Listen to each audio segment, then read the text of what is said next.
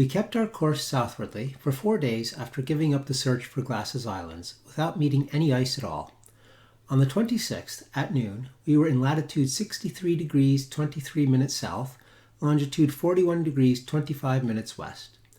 We now saw several large ice islands and a floe of field ice, not, however, of any great extent. The winds generally blew from the southeast or the northeast, but were very light.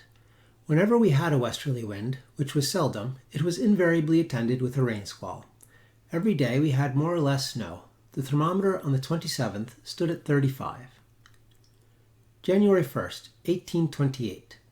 This day we found ourselves completely hemmed in by the ice, and our prospects looked cheerless indeed. A strong gale blew during the whole forenoon from the northeast, and drove large cakes of the drift against the rudder and counter with such violence that we all trembled for the consequences. Toward evening, the gale still blowing with fury, a large field in front separated, and we were enabled, by carrying a press of sail, to force a passage through the smaller flakes into some open water beyond. As we approached this space, we took sail in by degrees, and having at length got clear, lay to under a single reefed foresail. January 2nd. We had now tolerably pleasant weather.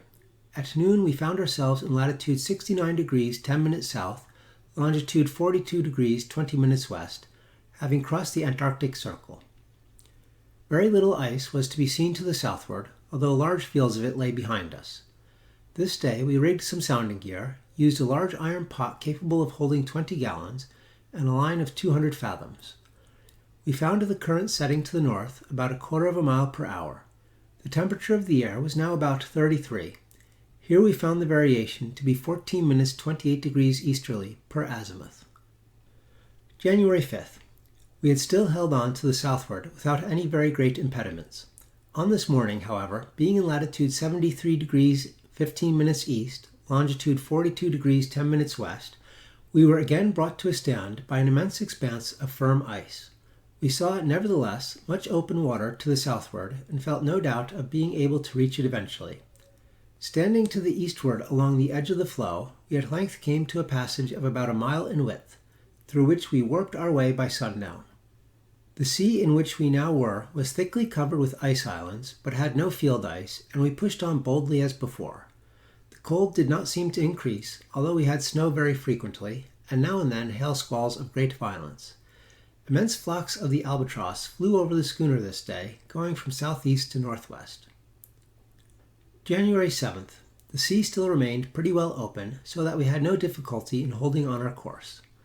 To the westward, we saw some icebergs of incredible size, and in the afternoon passed very near one whose summit could not have been less than 400 fathoms from the surface of the ocean. Its girth was probably, at the base, 3/4 of a league, and several streams of water were running from crevices in its side. We remained in sight of this island 2 days, and then only lost it in a fog. January 10th. Early this morning, we had the misfortune to lose a man overboard. He was an American named Peter Vredenberg, a native of New York, and was one of the most valuable hands on board the schooner. In going over the bows, his foot slipped, and he fell between 2 cakes of ice, never rising again. At noon of this day, we were in latitude 78 degrees 30 minutes, longitude 40 degrees 15 minutes west. The cold was now excessive, and we had hail squalls continuously from the northward and eastward. In this direction, also, we saw several more immense icebergs, and the whole horizon to the eastward appeared to be blocked up with field ice, rising in tiers, one mass above the other. Some driftwood floated by during the evening, and a great quantity of birds flew over, among which were nellies, petrels, albatrosses, and a large bird of brilliant blue plumage. The variation here, per azimuth, was less than it had been previously to our passing the Antarctic Circle. January 12th.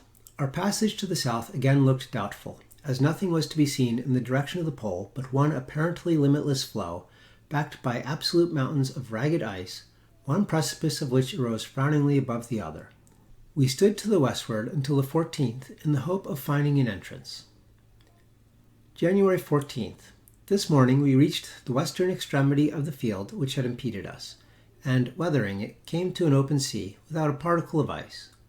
Upon sounding with 200 fathoms, we here found a current setting southwardly at a rate of half a mile per hour. The temperature of the air was 47, that of the water 34. We now sailed to the southward, without meeting any interruption a moment until the 16th, when, at noon, we were in latitude 81 degrees 21 minutes, longitude 42 degrees west. We here again sounded and found a current setting still southwardly and at the rate of 3/4 of a mile per hour.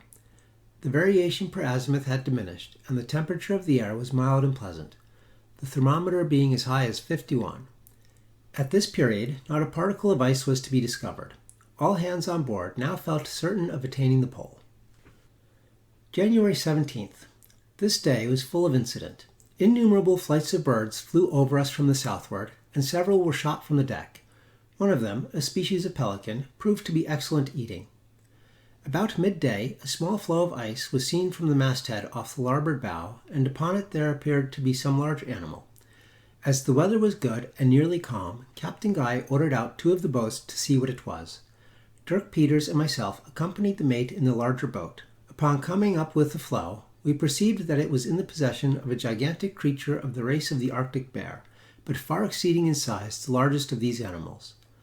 Being well armed, we made no scruple of attacking it at once. Several shots were fired in quick succession, the most of which took effect, apparently, in the head and body.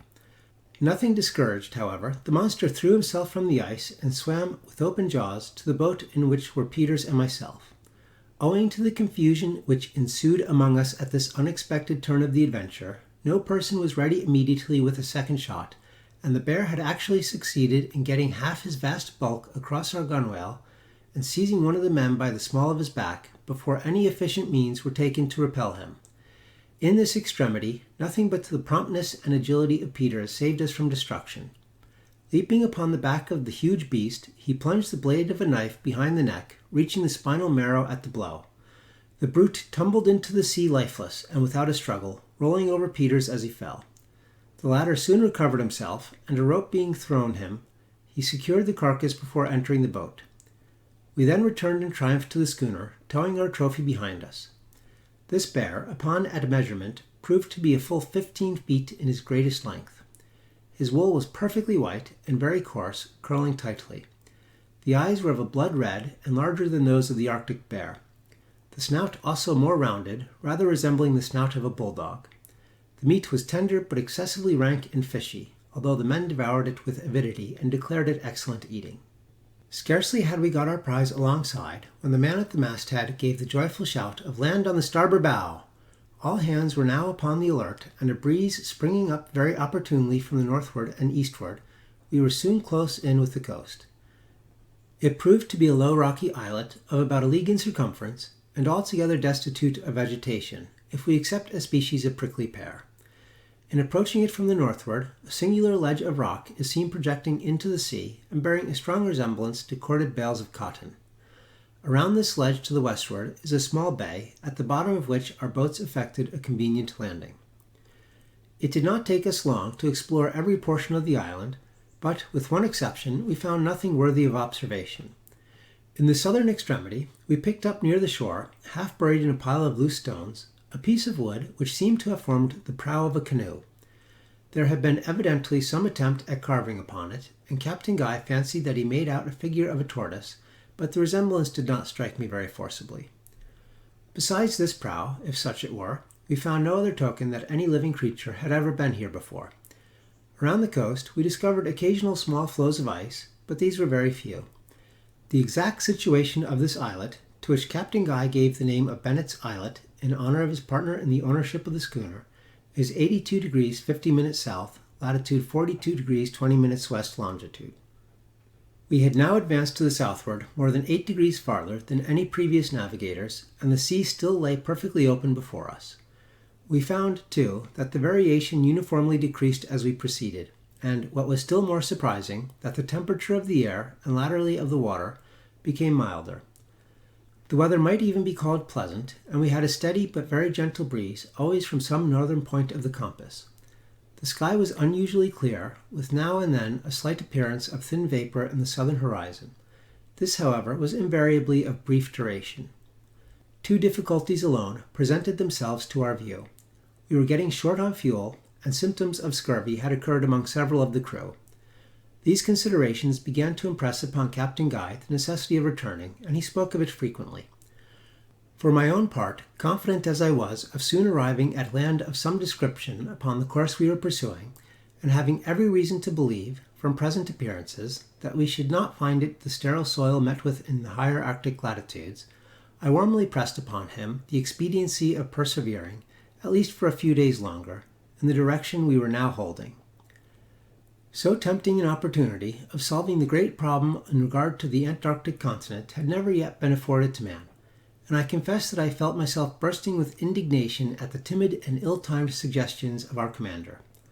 I believe, indeed, that what I could not refrain from saying to him on this head had the effect of inducing him to push on. While, therefore, I cannot but lament the most unfortunate and bloody events which immediately arose from my advice, I must still be allowed to feel some degree of gratification at having been instrumental, however remotely, in opening to the eye of science one of the most intensely exciting secrets which has ever engrossed its attention.